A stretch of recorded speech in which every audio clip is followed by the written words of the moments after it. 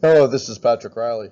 This week we were tasked with using the Project Muse website in the Oxford Scholarship Online. I've used the Project Muse website in the past. I'm not a big fan since most of the books are usually locked. I like using JSTOR, or my favorite, the Hathi Trust. Since I plan on writing my dissertation on the village of Logstown, I tried to see what I could locate as far as descriptions or maybe some new cartographic information.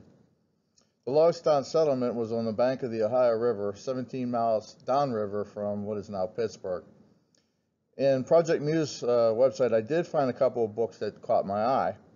One was George Krogan, Wilderness Diplomat by Nicholas Wainwright, and the other was Rediscovering Native North America, Settlements, Maps, and Empires in the Eastern Woodlands by Chad Anderson.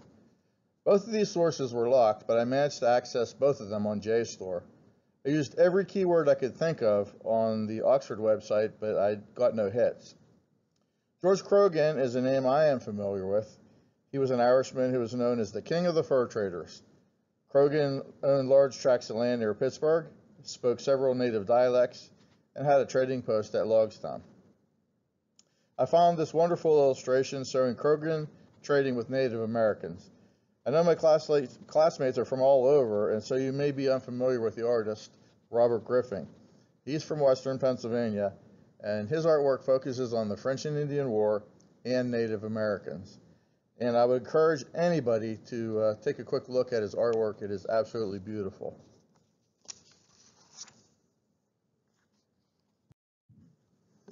While reading the second article by Chad Anderson, I saw a reference in one of his figures to Detail from John Mitchell, a map of the British and French dominions in North America, 1755, at the Library of Congress. This map looked very interesting, and it was one that I had not seen before. This map was a pretty exciting find, and I was really happy when I came across it. And he clearly delineates the Native American trails and paths in the area, Logstown, and the French fort at Duquesne. Logstown was settled around 1744.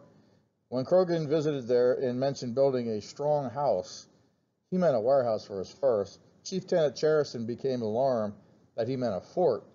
Krogan eventually straightened things out and was allowed to build a warehouse for his furs at Logstown.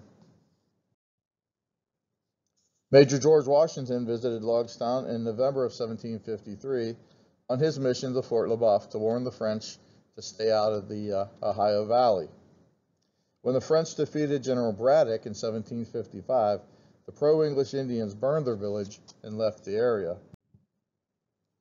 Although Logstown is a well-known landmark, there is a controversy as to where the precise location of the village was.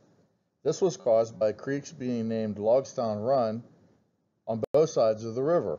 A small village still referred to Logstown on the opposite side of the river, and misinterpretation and substandard research by amateur historians throughout the years.